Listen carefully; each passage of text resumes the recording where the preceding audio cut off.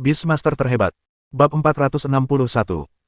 Sebelumnya, Dekan Pan berkata bahwa dia bisa mengolah merpati matahari hingga batas potensi rasnya dalam waktu 1 tahun dan menguasai keterampilan, kelahiran kembali, yang mana Li Qian tidak begitu percaya, tetapi sekarang dia tidak lagi ragu. Belum lama ini, dia sudah mencapai puncak alam Maharaja. Sangat mungkin dia akan mencapai alam Kaisar tingkat ke-8 sebentar lagi. Selain itu, keputusan Din Pan untuk hanya mengizinkan Viridov melancarkan serangan pada saat ini juga disengaja. Lagi pula, menurut penilaian Dekan Pan, iblis banteng mimpi buruk yang tiba-tiba menyerbu keluar dari bawah tanah untuk menghalangi jalan, hanya berada pada level keempat dari sang penguasa. Selain itu, atributnya yang gelap hampir sepenuhnya dilawan oleh merpati matahari, menjadikannya pilihan yang paling tepat untuk menghadapinya. Ada juga poin yang sangat penting.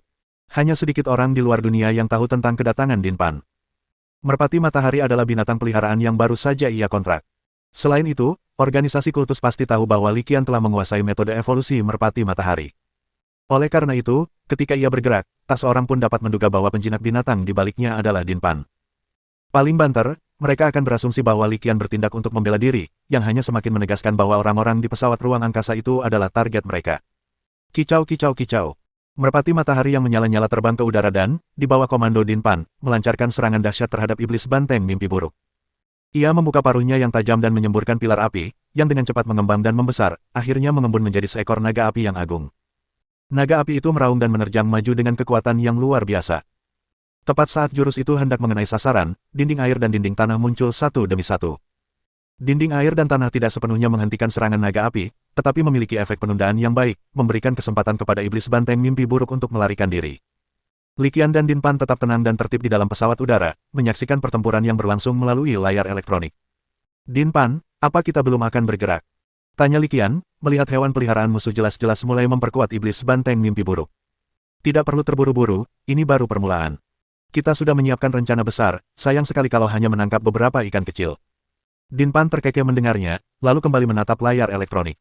Tapi dengan hanya satu hewan peliharaan, merpati matahari, aku khawatir ia tidak akan bisa berbuat banyak sendiri, kata Li Qian, menatap layar elektronik dengan sedikit khawatir. Jangan khawatir, meskipun merpati matahari yang kubesarkan baru mencapai puncak level overload, kekuatannya jauh melampaui hewan peliharaan overload biasa. Din Pan berkata dengan percaya diri, hewan peliharaan lawan yang terkuat juga berada di puncak level overload, tapi tidak akan menjadi ancaman baginya. Mendengar ini, Li Qian masih sedikit khawatir, tetapi dia memilih untuk mempercayainya dan bertanya, jadi apa yang harus kita lakukan sekarang? Haha, apalagi yang bisa kita lakukan? Kamu sudah mengalami cedera yang begitu serius, jadi wajar saja kamu harus keluar secepatnya.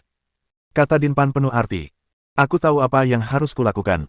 Mendengar ini, Li Qian langsung mengerti makna yang lebih dalam. Pada saat ini, semakin pesawat ruang angkasa mereka berpura-pura ingin keluar, semakin realistis jadinya, dan semakin besar kemungkinan untuk memikat lebih banyak musuh yang bersembunyi dalam bayangan ke dalam perangkap. Sementara Li Qian dan Din Pan tetap berada di dalam pesawat luar angkasa, di belakang mereka, Blazing Sundov dan selusin binatang peliharaan setingkat penguasa sudah terlibat dalam pertempuran sengit. Merpati api menggunakan berbagai keterampilan berjenis cahaya dan api dengan mudah dan terampil, dan untuk sementara waktu ia bertarung hingga terhenti bersama sekitar selusin hewan peliharaan lainnya. Hal ini juga menunjukkan bahwa pelatihan Din Pan tidak hanya terbatas pada peningkatan tingkat kekuatannya saja, tetapi juga difokuskan pada latihan tempur. Li Qian cukup terkejut, tetapi dia segera menyadari apa yang sedang terjadi. Kehebatan bertarung Sundov kemungkinan besar bukan hanya karena potensi rasnya yang luar biasa tetapi juga karena bakat Din Pan dalam menjinakkan binatang buas. Pertempuran itu sangat sengit dan untuk beberapa saat kedua belah pihak terkunci dalam kebuntuan. Dengan ketinggiannya dan keunggulan unsur-unsurnya, Viridov memiliki kekuatan yang tak tertandingi, membuatnya hampir tak terkalahkan untuk waktu yang singkat. Beri mereka pukulan yang kuat. Di dalam pesawat ruang angkasa, Din Pan tiba-tiba berbicara, lalu bergumam pada dirinya sendiri, teknik rahasia, api matahari sejati. Saat dia selesai berbicara, semburan cahaya keemasan yang intens tiba-tiba meletus dari tubuh Blazing Sundov di medan perang. Dalam cahaya keemasan, ia tiba-tiba membuka paruhnya yang tajam dan menyemburkan semburan api keemasan. Kekuatan api keemasan ini sangat mengerikan. Ia hampir menerangi langit malam, dan cahaya fajar yang samar di cakrawala tidak dapat menandinginya. Keren banget. Api yang mengerikan itu menyebar dengan kecepatan yang sangat cepat, menghanguskan iblis banteng mimpi buruk dan katak pedang yang memimpin serangan dalam sekejap mata. Mumu mumu. Kuku, kuku, kuku. Iblis banteng mimpi buruk dan katak pedang hangus oleh api sejati matahari keemasan, dan suhu tinggi serta rasa sakit luar biasa menyebabkan mereka mengeluarkan serangkaian lolongan menyedihkan. Awas, itu jurus pamungkas. Sebuah suara terdengar dari kegelapan, diikuti cahaya dari dua lingkaran pemanggil. Jelas, Iblis banteng mimpi buruk dan katak pedang telah kehilangan kemampuan bertarung mereka dan telah dibawa kembali ke ruang penjinakan binatang oleh para pemuja dalam bayangan. Dalam waktu sesingkat itu, kedua binatang peliharaan itu telah kehilangan kemampuan bertarungnya, dan para pemuja dalam bayangan semuanya menyaksikan dengan rasa takut. Tentu saja, selain itu, ada juga gelombang rasa iri. Siapa yang tidak ingin memiliki hewan peliharaan yang begitu kuat? Tepat saat merpati matahari yang menyala-nyala itu terkunci dalam pertempuran sengit dengan sekitar selusin binatang peliharaan, di sisi lain, di depan pesawat udara, di hutan, tanaman merambat mulai bergerak seperti tentakel iblis. Orang lain telah tiba. Kekuatannya hampir tak tertandingi, hampir mencapai level kaisar. Di dalam pesawat luar angkasa, Din Pan terkekeh. Di hadapannya, sebuah lingkaran pemanggilan menyala, dan kemudian sebuah kubus Rubik yang diselimuti rune perak misterius tiba-tiba muncul. Apa ini? Li Qian menatap kubus Rubik yang misterius itu dengan ekspresi bingung. Kamu bisa menyebutnya, Hao Fang. Itu satu-satunya hewan peliharaan tipe mekanik yang pernah kumiliki, jelas Din Pan, sambil menunjuk ke arah kubus Rubik, yang ukurannya kira-kira sebesar bola basket. Setelah berkata demikian, dia langsung memberi instruksi pada kubus Rubik, Hao Fang, belah tubuh anak itu dan coba kalahkan orang di depan. Saat ia selesai berbicara, seberkas cahaya menyambar permukaan kubus Rubik, diikuti suara mekanisme berputar. Detik berikutnya, sebuah kubus Rubik berukuran setengah dari ukuran aslinya tiba-tiba pecah.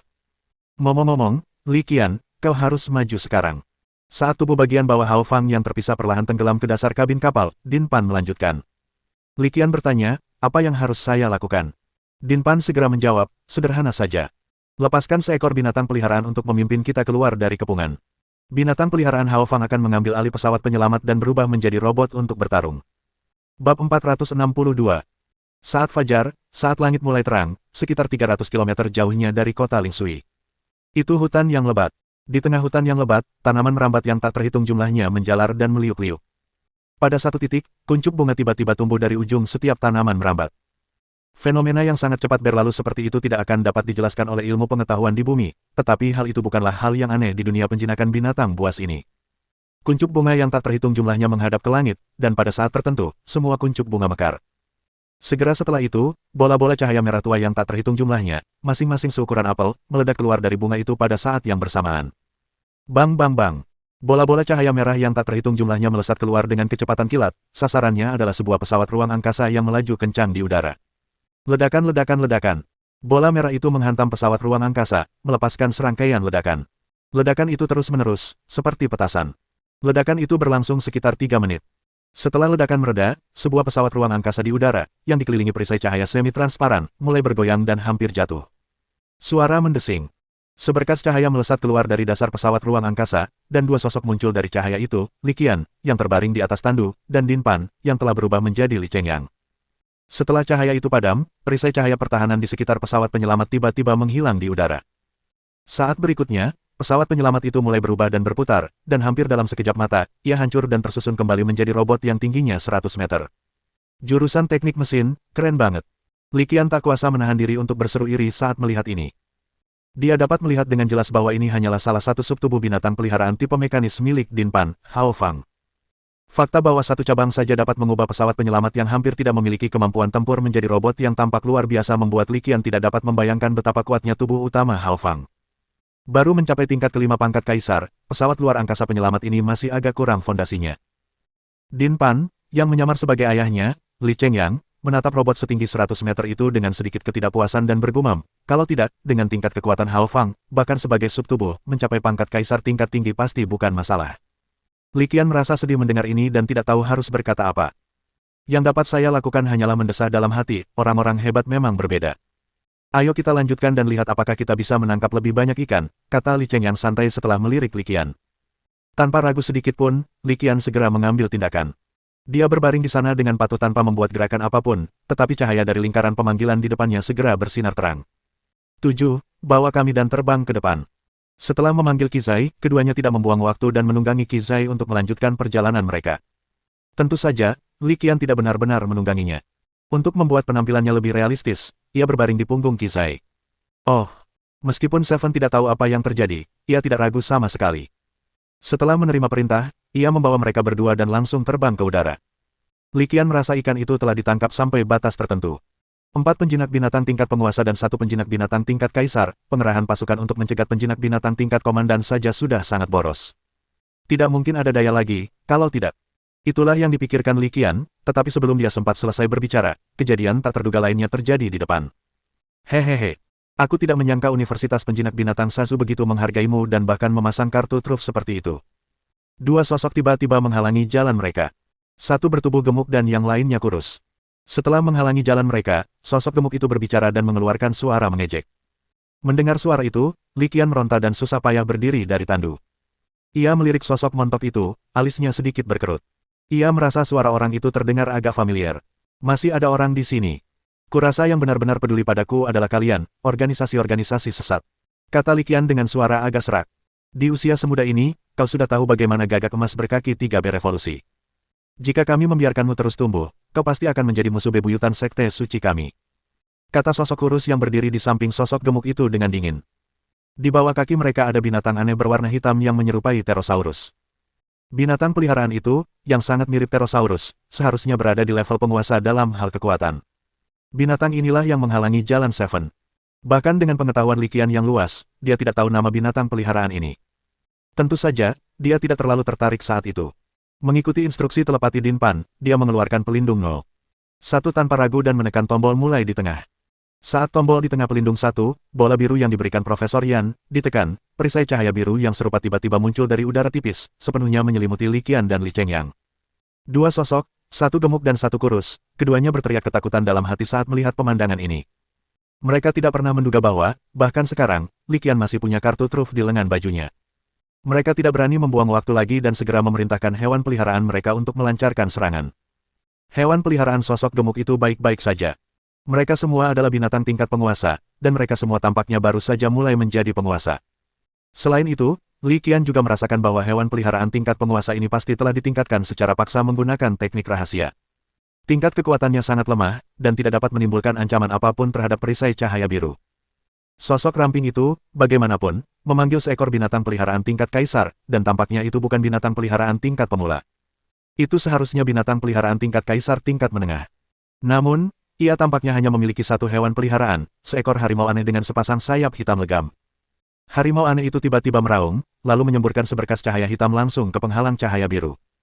Cahaya hitam dan perisai cahaya biru saling bersentuhan, langsung memicu ledakan dahsyat. Setelah ledakan itu, perisai cahaya biru itu meredup sedikit, tetapi tampaknya masih bisa bertahan lebih lama. Ini merepotkan. Butuh setidaknya 3 menit untuk memecahkan cangkang kura-kura ini, tapi 3 menit terlalu lama. Pasti ada yang tidak beres. Tim pendukung mereka seharusnya bisa segera tiba. Meskipun wajahnya tertutup tudung dan topeng hitam, Li Qian sepertinya menyadari bahwa ekspresi sosok kurus itu menjadi sangat buruk.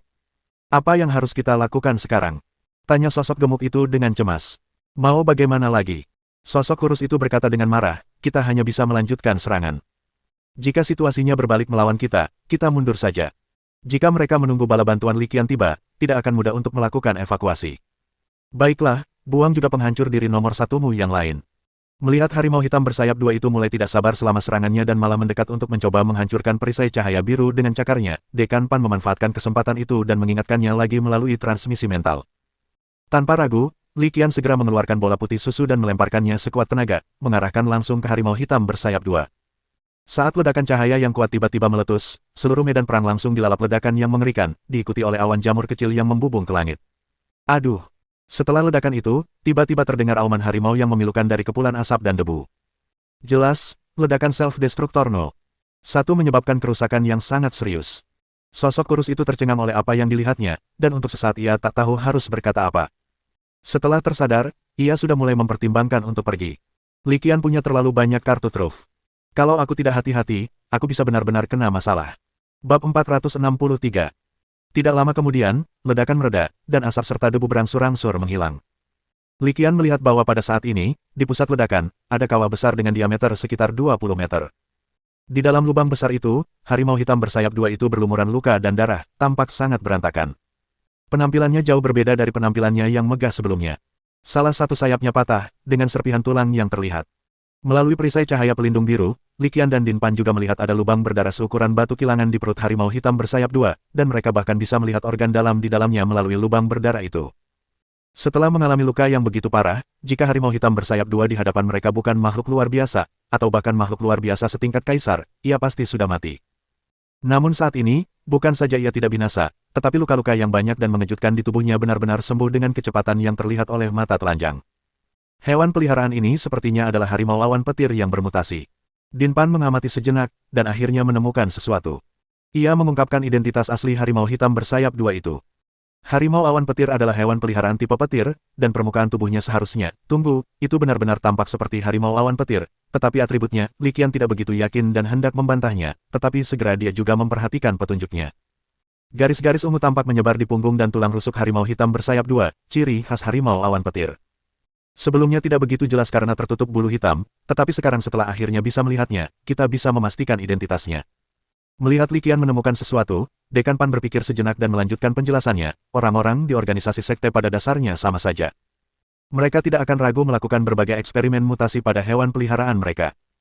Harimau awan petir ini seharusnya telah menjalani eksperimen mutasi dan berhasil bermutasi menjadi atribut gelap, itulah sebabnya bulunya berubah warna. Aku mengerti. Li Qian mengangguk sedikit setelah mendengar penjelasan Dekan Pan, tetapi ekspresinya masih sangat tidak menyenangkan. Penting untuk dipahami bahwa eksperimen mutasi yang dilakukan oleh organisasi aliran sesat bukanlah eksperimen pembiakan ortodoks. Faktanya, eksperimen tersebut bertentangan secara diametral dengan eksperimen pembiakan ortodoks. Mereka menggunakan metode yang ekstrim, gila, dan bengkok untuk menguji mutasi, dengan tujuan memaksimalkan kekuatan tempur hewan peliharaan yang ada. Tentu saja, percobaan mutasi seperti itu pasti memiliki kekurangan, yang terbesar adalah banyaknya efek samping. Beberapa hewan peliharaan akan kehilangan akal sehatnya dan menjadi gila serta haus darah sebagai akibatnya. Beberapa akan sangat berkurang harapan hidupnya. Dan beberapa bahkan akan mati di tempat. Justru karena ia tahu kekejaman dan kekejaman organisasi sesat itulah, raut wajah Li Qian langsung berubah sangat buruk. Ikan meraknya di pangkalan penangkaran sinar matahari pernah mengalami situasi serupa sebelumnya. Din Pan, apa kau siap bergerak sekarang? Mengetahui persis bagaimana Thundercloud Tiger yang bermutasi itu terbentuk, wajah Li Qian tampak serius. Ia mengerutkan kening dan bertanya. Dekan Pan memahami pikiran Li Qian setelah mendengar kata-katanya, lalu merenung. Setelah beberapa saat, ia menggelengkan kepalanya pelan, kita tunggu saja. Bahkan dengan dua ikan ini, jumlahnya masih belum cukup. Mendengar ini, Li Qian tidak banyak bicara. Ia tahu betul bahwa para pemuja yang bersembunyi di balik bayangan itu bagaikan tikus di selokan, tak pernah menunjukkan jejak mereka. Sekalipun beberapa bisa dilacak, kebanyakan dari mereka hanyalah orang-orang kecil. Kini setelah mereka akhirnya menemukan kesempatan yang sempurna, Dekan Pan jelas ingin sekali membuat gebrakan besar dalam sekali jalan. Haruskah aku mengungkapkan lebih banyak kartu trufku? Setelah memahami tujuan Dekan Pan ingin memperluas kemenangan, Li Qian berpikir sejenak lalu berbicara. Sambil berbicara, ia mengulurkan tangan untuk mengambil liontin pedang kecil yang tergantung di lehernya. Dekan Pan melirik liontin pedang kecil yang tergantung di leher Li Qian dan sedikit terkejut. Ia tidak menyangka kepala sekolah park akan memberinya binatang penjaga. Sambil menggelengkan kepala ke arah Li Qian, Dekan Pan menyampaikan pikirannya, kita tidak perlu menggunakan pedang cahaya emas untuk saat ini. Subrobot Hao Fang seharusnya tidak kesulitan menghadapi iblis 10.000 anggur yang bermutasi itu. Jika masih ada musuh di balik bayangan, kita bisa memaksa mereka keluar hanya dengan menahan diri. Ternyata, dugaan Din Pan benar, karena saat keduanya tengah berbincang, ledakan-ledakan akibat pertarungan antara subrobot Hao Fang dan 10,000 Fin Demons yang bermutasi mulai keluar dari belakang medan pertempuran mereka. Bahkan dengan penambahan atribut, iblis 1000 anggur yang bermutasi tetap tidak dapat menghindari perbedaan kekuatan tempur yang disebabkan oleh level dan bakat menjinakkan binatang buas. Meskipun iblis tanaman merambat yang bermutasi itu terus mengeluarkan kemampuannya, mengeluarkan segala macam kemampuan tipe kayu dan tipe racun seolah-olah gratis, ia hampir sepenuhnya kewalahan oleh subrobot Hao Fang yang tingginya hampir 100 meter dan hanya memiliki sedikit kesempatan untuk melawan. Terlebih lagi, cukup jelas bahwa subrobot Hao Fang terus-menerus mendekati medan perang di pihak Li Qian, dan niatnya untuk memberikan dukungan sudah sangat jelas. Pada akhirnya, ia melakukan ini atas perintah Dekan Pan, untuk menekan musuh potensial yang tersembunyi. Jika ia bisa mendapatkan dukungan, Li Qian dan rekannya akan memiliki peluang besar untuk melarikan diri. Pada saat itu, mengejar mereka akan menjadi lebih sulit lagi. Din Pan bertaruh bahwa musuh-musuh tersembunyi itu pasti tidak ingin melihat ini terjadi. Din Pan sedang berjudi, dan Li Qian juga. Ternyata, mereka berdua bertaruh dengan benar, karena memang ada musuh yang bersembunyi di balik bayangan. Melihat subrobot Hao Fang akan bertemu kembali dengan Li Qian dan yang lainnya, musuh yang bersembunyi di balik bayangan akhirnya tak bisa diam lagi. Anak-anak kultus iblis darah semuanya sampah. Saat tubuh Hao Fang terus mendekat dan memaksa iblis 1000 anggur yang bermutasi mundur, situasinya sedikit berubah. Tepat ketika sosok kurus itu mempertimbangkan apakah akan segera mundur, sebuah suara menyeramkan tiba-tiba terdengar dari kegelapan. Akhirnya kita menangkap ikan besar. Dia Lu Yuansong, tetua kedua kultus Dewa Hitam. Saat suara ini terdengar, raut wajah Din Pan yang berada di dalam perisai cahaya biru tampak tak terkendali. Setelah bergumam sendiri, ia berusaha sekuat tenaga mengendalikan diri dan tidak membocorkan apapun. Ia tetap diam menunggu musuh datang. Pada saat ini, dan pada jarak ini, jika dia melakukan gerakan langsung, Lu Yuansong masih akan mempunyai kesempatan untuk melarikan diri. Tetapi jika kita menunggu lebih lama lagi, dan dia mengambil inisiatif untuk mendekat dan melancarkan serangan, maka kita tidak akan mempunyai kesempatan. Penantian itu tak berlangsung lama. Sekitar semenit kemudian, sesosok raksasa tiba-tiba turun dari langit dan menerjang langsung ke penghalang cahaya biru. Li Qian sangat fokus. Ia menatap tajam dan segera menyadari bahwa bayangan hitam yang menerkamnya sebenarnya adalah seekor katak besar berwarna coklat kekuningan. Katak berwarna kuning kecoklatan itu sangat jelek, dipenuhi tumor yang mengerikan dan menjijikkan, dan seseorang berdiri di atas kepalanya. Lelaki itu mengenakan jubah abu-abu muda, perawakannya tampak agak bungkuk dan kurus, serta ia mengenakan topeng anjing putih yang bersifat ilusi, sehingga menutupi penampilan aslinya. Orang ini pasti Lu Yuansong, tetua kedua dari Sekte Dewa Hitam yang disebutkan Dekan Pan. Dialah ikan besar yang akhirnya mereka tangkap setelah sekian lama menunggu. Li Qian menyipitkan matanya sedikit, menatap katak raksasa yang jatuh dari langit dan menukik ke arahnya.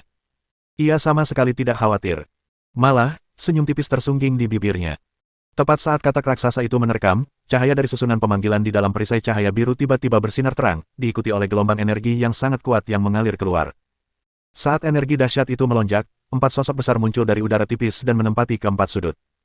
Ketika Li Qian melihat keempat sosok besar ini, meskipun dia sudah punya beberapa tebakan di benaknya, dia tetap tidak bisa menahan rasa gembira, karena keempat sosok besar ini sebenarnya adalah 4 binatang peliharaan tingkat Roh Kudus yang dipanggil oleh Dekan Pan. Penting untuk diketahui bahwa ada perbedaan antara penjinak binatang Saint level yang berbeda. Seseorang yang memiliki hewan peliharaan Saint level disebut penjinak binatang Saint level, dan seseorang yang memiliki 6 hewan peliharaan Saint level lengkap juga disebut penjinak binatang Saint level. Namun, semua orang tahu bahwa perbedaan di antara mereka bagaikan langit dan bumi. Din Pan dapat dianggap sebagai penjinak binatang tingkat Saint yang lengkap. Satu-satunya slot kontrak yang tersedia juga merupakan persiapan khusus untuk tingkat legendaris. Melihat keempat binatang peliharaan tingkat Saint, Li Qian tak dapat menahan rasa rindu. 4 hewan peliharaan tingkat Saint adalah Ice Phoenix, Flame Dragon, dan 2 hewan peliharaan lain yang tidak dikenal, satu yang menyerupai alpaka tetapi memiliki 4 tanduk di punggungnya, dan yang lainnya menyerupai ikan kun tetapi memiliki sayap kelelawar yang besar. Setelah keterkejutan dan kekaguman awalnya mereda, Li Qian sangat gembira. Dengan penampilan yang begitu mengerikan, ia yakin Lu Yuansong, tetua kedua dari Sekte Dewa Hitam, takkan mungkin lolos hidup-hidup. Kemunculan 4 hewan peliharaan tingkat Saint berarti Din Pan telah mengerahkan segenap kemampuannya dan jelas bertekad untuk membunuh.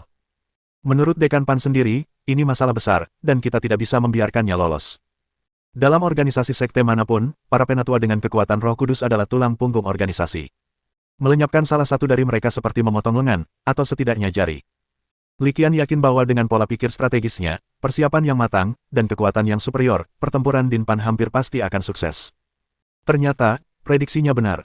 Saat keempat hewan peliharaan tingkat Saint itu muncul, Lu Yuansong, tetua kedua kultus Dewa Hitam yang berdiri di atas kepala kodok itu, benar-benar ketakutan.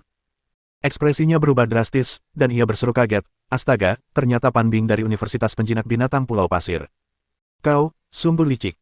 Kau benar-benar menyiapkan penyergapan untukku di sini." Ia tak berani lengah sedikit pun, dan di saat kritis hidup dan mati ini, ia memanggil semua hewan peliharaannya. Ia memanggil 3 binatang peliharaan lagi, tetapi hanya satu yang hampir mencapai tingkat Roh Kudus. Binatang itu adalah binatang peliharaan yang menyerupai burung nasar dan memancarkan aura ganas. Hahaha. Mendengar suara Lu Yuansong yang ketakutan, Dekan Pan tertawa terbahak-bahak. Kejam.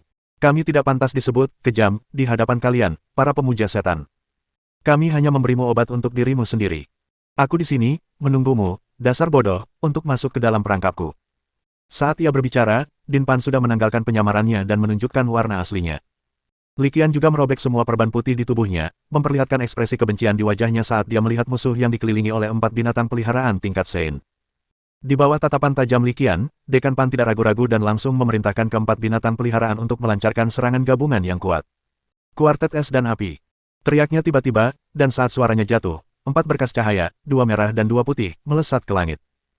Keempat sinar cahaya itu semuanya setinggi 100 meter dan berdiameter sekitar 10 meter, menjebak Lu Yuansong, tetua kedua dari Sekte Dewa Hitam, yang menunggangi kepala katak raksasa, dan binatang peliharaan yang dipanggilnya di tengah. Tepat pada saat keempat pilar cahaya itu melambung ke angkasa, tak jauh dari sana, pertarungan antara subrobot Hao Fang dan Tousan Fin Demon yang bermutasi, serta pergulatan antara Sundov dan lebih dari selusin binatang peliharaan tingkat penguasa, terhenti sejenak. Adapun 2 sosok, satu gemuk dan satu kurus, yang identitasnya telah diungkapkan oleh Lu Yuansong, mereka langsung ketakutan saat melihat pemandangan ini. Menghadapi serangan yang begitu mengerikan, mereka tidak dapat mengumpulkan kemauan untuk melawan dan, setelah mengambil keputusan, mulai melarikan diri secepat yang mereka bisa. Li Qian bereaksi cepat, menyambar pedang cahaya emas dan melemparkannya. Pedang itu dengan cepat mengembang dan mengeras di udara, berubah dalam sekejap mata menjadi seorang jenderal raksasa berbaju zirah emas yang menghunus pedang. Jenderal raksasa berbaju zirah emas itu memahami niat Li Qian. Ia segera melancarkan serangan dahsyat, membelah Gunung Hua, dan menebas sinar pedang emas yang menghalangi jalan kedua sosok itu, satu gemuk dan satu kurus. Karena mereka adalah anggota kultus iblis darah, kemungkinan besar roh darah di tubuh ibunya ditanam oleh mereka. Dan terlepas dari benar atau tidaknya, membunuh mereka tentu saja tidak adil, jadi Li Qian tentu saja tidak akan membiarkan mereka pergi begitu saja. Adapun subrobot Hao Fang dan kubu Lai Rijiu, mereka juga menyerang tanpa henti, berupaya memperluas perolehan mereka. Tentu saja, tujuan-tujuan ini bersifat sekunder dalam operasi ini. Keuntungan terbesar dari rencana memancing ular keluar dari lubangnya adalah menangkap Lu Yuansong, si ikan besar. Sekalipun beberapa burayak berhasil lolos, dampaknya tidak akan berarti apa-apa, malah bisa jadi mereka tidak akan mampu lolos. Penyergapan dengan pesawat udara memang merupakan bagian terpenting dari operasi ini, tetapi bagian terpenting ini tidak terbatas pada metode yang ada di permukaan. Direktur Zhong punya rencana lain. Ada pengepungan lain yang menunggu mereka di perimeter luar pertempuran. Apakah mereka bisa menerobosnya adalah masalah lain. Tentu saja, bahkan jika mereka berhasil menerobos, mengingat kekuatan mereka, mereka kemungkinan akan menderita banyak korban, dengan kurang dari 1 dari 10 yang selamat. Kenyataannya, bagi para pemuja yang biasanya bersembunyi dalam kegelapan dan menimbulkan masalah, nasib mereka sudah ditentukan saat mereka menyerang pesawat luar angkasa. Bab 464. Letaknya sekitar 200 km dari kota Lingsui. Asap pertempuran mengepul kemana-mana. Salah satu medan pertempuran adalah tempat Li Qian berhadapan dengan dua anggota sekte Blood Demon Cult, satu gemuk dan satu kurus. Tentu saja, lebih tepatnya, bukan dia yang menghadapinya, melainkan Jin Yaojian. Dia hanya berhati-hati untuk mencegah siapapun melarikan diri. Namun ternyata tindakan pencegahannya tidak ada artinya. Sebab baik sosok kurus yang telah membuat kontrak dengan harimau awan petir yang bermutasi, maupun sosok gemuk yang telah membuat kontrak dengan 3 penguasa dan 1 hewan peliharaan setingkat komandan, keduanya tidak dapat menandingi pedang cahaya emas. Mengaum. Harimau awan petir yang bermutasi meraung 2 kali, tampak seperti mayat berjalan tanpa rasionalitas sedikit pun, dan melancarkan serangan tanpa rasa takut ke arah pedang cahaya emas, yang kekuatannya jauh lebih tinggi. Suara mendesing. Puff. Melihat hal itu, sang jenderal raksasa berbaju zirah emas, yang berubah dari pedang cahaya emas, menyerbu maju tanpa rasa takut, pedang besarnya memancarkan cahaya emas yang menyilaukan. Cahaya keemasan yang menyilaukan, seperti sambaran petir, melesat melintasi kehampaan dan juga mengiris leher Thundercloud Tiger yang bermutasi. Kedua hewan peliharaan itu saling berpapasan. Saat berikutnya, kepala besar Thundercloud Tiger yang bermutasi terlempar tinggi ke udara. Kepala Thundercloud Tiger yang bermutasi terpenggal, dan darah merah gelapnya mengotori area yang luas. Hewan peliharaan yang kurus kering itu mati, dan binatang itu sendiri menderita serangan balasan karena kontrak jiwa, memuntahkan seteguk darah. Kumohon ampuni aku. Aku bisa memberikan semua yang kumiliki. Aku punya uang, aku punya banyak uang. Sosok kurus itu, yang terluka parah dan tahu tidak ada harapan untuk melarikan diri, segera memohon belas kasihan. Penampilannya yang penuh air mata membuatnya tampak tidak berbeda dari orang biasa. Tampaknya bahkan anggota sekte pun dapat merasa panik dan takut saat menghadapi kematian. Hahaha. Uang memang hal yang baik, tapi sayangnya, uang tidak maha kuasa. Setidaknya, uang tidak bisa membeli hidupmu.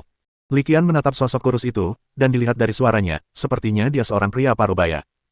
Dia berkata dengan nada sarkastis, karena roh darah, ibuku sangat menderita. Bahkan jika kau dicabik-cabik, itu tidak akan cukup untuk menebus dosamu. Bukan aku. Bukan aku yang memasangkan roh darah pada ibumu. Mendengar itu, pria kurus itu mencengkeram sedotan seperti orang yang hampir tenggelam. Dia langsung mengkhianati rekannya, dengan mengatakan, selama kau tidak membunuhku, aku bisa memberitahumu siapa yang menaruh roh darah pada ibumu. Saat berkata demikian, lelaki kurus itu tanpa sadar melirik lelaki gemuk di sebelahnya. Tak jauh dari situ, lelaki gemuk yang tengah berusaha keluar dari perlindungan keempat binatang peliharaannya itu pun berkeringat dingin saat mendengar hal itu. Jelaslah bahwa rekannya, si pria kurus, mencoba mengalihkan kesalahan ke orang lain. Dia segera angkat bicara, dengan tegas menyangkalnya, bukan aku. Ide ini jelas milikmu. Li Qian, aku dipaksa. Aku tak punya pilihan. Dia menodongkan pisau ke leherku. Aku baru saja mencapai level Overlord, sementara dia sudah di level Kaisar. Aku sama sekali tak bisa melawannya. Pria gemuk itu memulai tuduhannya dengan air mata mengalir di wajahnya. Melihat mereka berdua berkelahi seperti anjing, Li Qian tidak dapat menahan diri untuk tidak menunjukkan ekspresi meremehkan. Namun, salah satu tindakan pria gemuk itu segera menarik perhatiannya. Di saat kritis ini, dalam situasi hidup mati ini, pria gemuk itu benar-benar melepas topengnya, memperlihatkan wajah aslinya. Li Qian, ini aku. Aku Paman Sun. Ketika Li Qian melihat wajah asli lelaki gemuk itu, dia tertegun sejenak, lalu raut kesadaran muncul di wajahnya. Dia merasa suara orang itu agak familiar sebelumnya. Sekarang, akhirnya dipastikan bahwa saya benar-benar mengenal orang ini. Orang ini tidak lain adalah ayah Sun Souhe, yang telah menyerangnya terakhir kali dan kemudian bergabung dengan sebuah aliran sesat. Li Qian tampaknya ingat bahwa namanya seharusnya Sun Dafu. Pada saat ini, Li Qian benar-benar merasa bahwa ayah dan anak keluarga Sun adalah sepasang orang aneh. Putranya menjadi cemburu karena ia telah mencuri perhatian dan mempermalukan dirinya sendiri, yang merusak mentalitasnya. Ia bergabung dengan sebuah sekte untuk melawan ayahnya. Tanpa diduga, sang ayah juga menempuh jalan yang sama. Yang paling membuat frustrasi adalah metode yang digunakan hampir identik. Dan apa gunanya dia mengungkapkan identitasnya sekarang? Ini hanya menegaskan motifnya melakukan kejahatan tersebut. Terakhir kali, Sun Souhe ditangkap oleh Biro Keamanan Publik karena bergabung dengan sekte dan menyerang Li Qian. Ia dijatuhi hukuman penjara seumur hidup dan kemungkinan akan menghabiskan sisa hidupnya bekerja sebagai tukang jahit di penjara. Sun Dafu ingin membalas dendam atas putranya dengan menyakiti ibunya sendiri, mencoba memanfaatkannya untuk melenyapkannya. Semua ini tampak sangat logis. Pada saat ini, dengan terungkapnya identitas Sun Dafu, semua hal yang sebelumnya membingungkan tiba-tiba menjadi jelas. Ya, itu dia. Putranya ditangkap oleh Biro Keamanan Publik karena masalahmu, dan dia tidak punya harapan untuk bebas seumur hidup ini. Dia menyimpan dendam. Dialah yang sengaja memanfaatkan kesempatan untuk memohon kepada ibumu agar memasangkan guroh darah padanya. Melihat Sun Dafu telah mengungkapkan identitasnya, pria kurus itu pun menurutinya dan mulai menuduhnya. Li Qian menyaksikan penampilan mereka, senyum tipis tersungging di bibirnya. Tepat saat Li Qian tampak rileks tetapi sebenarnya tegang, lelaki kurus yang merangkak di tanah, bersiap merangkak ke arahnya, tiba-tiba berdiri tegak. Di tangannya, sebuah belati yang berkilau dengan cahaya dingin telah muncul tanpa dia sadari. Pria kurus itu menggenggam belati erat-erat di tangannya dan menyerang Li Qian tanpa ragu-ragu. Pada saat kritis itu, penghalang cahaya biru pucat tiba-tiba muncul, memisahkan pria kurus itu dan Li Qian. Penghalang cahaya biru pucat dengan mudah menghalangi upaya pembunuhan pria kurus itu. Bukan hanya itu saja, tiba-tiba muncul cahaya neon pada tubuh lelaki kurus itu. Kemudian, dia tidak bisa bergerak. Tanpa diragukan lagi, itu adalah keterampilan, kemegahan langit tirai air, yang digunakan oleh roh laut pasang surut dan keterampilan, kekuatan psikis, yang digunakan oleh kucing ekor 6. Baru setelah kedua keterampilan ini digunakan, kedua binatang peliharaan itu perlahan muncul di belakang Li Qian. Mengikuti perintah rahasia Li Qian, kedua binatang peliharaan itu tetap berjaga setiap saat, bersiap terhadap kemungkinan kejadian yang tidak terduga. Melihat ini, Li Qian melirik pria kurus dan Sun Dafu dengan nada mengejek, lalu berkata dengan nada menghina, apakah semua orang di sekte setan darahmu sebodoh ini? Melihat keduanya agak bingung, Li Qian melanjutkan, berbicara dengan nada mengejek, sekte setan darahmu, baik manusia maupun binatang, semuanya pasti terinfeksi guroh darah, atau bahkan cacing gu tingkat yang lebih tinggi. Membelot ke musuh sama saja dengan mati. Jelas, serangan, tuduhan, dan aksi saling menangis kalian tak lebih dari upaya untuk melemahkan pertahananku, memanfaatkan kesempatan untuk menaklukkanku, dan melarikan diri. Pertunjukannya cukup bagus. Saya hampir mempercayainya. Li Qian melengkungkan bibirnya, dan pada saat yang sama, melalui telepati, dia menyuruh roh laut pasang surut menembakkan panah air, yang langsung menembus perut lelaki kurus itu, menjepitnya ke tanah. Mengabaikan pria kurus kering yang terjepit di tanah, mengerang kesakitan, Li Qian perlahan mendekat dan melanjutkan, sayangnya, sejak pertama kali aku diserang oleh kultus iblis darahmu, aku sudah menyelidiki kecerdasan dan informasimu. Penampilanmu tidak lain hanyalah tipuan diri sendiri. Bab 465. Tepat saat Li Qian memerintahkan roh laut pasang surut dan kucing ekor 6 untuk melancarkan serangan, menjepit pria kurus itu ke tanah. Pada saat yang sama, Sun Dafu memanfaatkan kesempatan untuk melancarkan serangan, memerintahkan keempat binatang peliharaannya untuk melepaskan keahlian mereka pada Li Qian. Jelas Li Qian telah menyadari aksi ganda itu.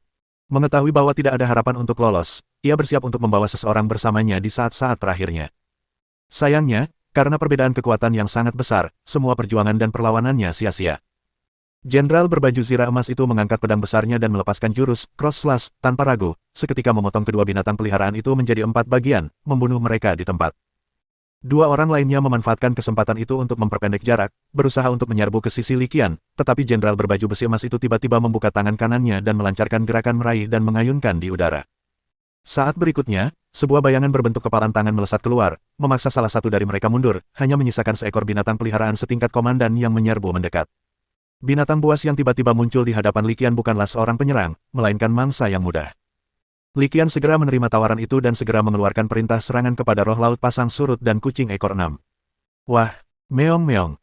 Kedua hewan peliharaan itu menyerbu keluar secepat kilat, melepaskan rentetan keterampilan berbasis air dan mental seolah-olah mereka bebas. Dikelilingi oleh dua binatang peliharaan, tidak lama kemudian binatang peliharaan Sun Dafu, yang akhirnya berhasil menerobos ke sisinya, mati. Sebelumnya, peliharaannya yang ketiga, yang dicegat oleh bayangan tinju, juga dengan mudah dibunuh oleh jenderal raksasa berbaju zirah emas, mengikuti jejak dua peliharaan pertama. Pada titik ini, keempat hewan peliharaan Sun Dafu telah hancur. Mengetahui tidak ada kesempatan untuk melarikan diri, dia segera mulai mengutuk, "Li Qian, aku mengutukmu untuk mati dengan kematian yang mengerikan. Gereja suci tidak akan membiarkanmu lolos begitu saja. Aku akan menunggumu di bawah tanah." Mendengar hinaan ini, Li Qian tak kuasa menahan tawa.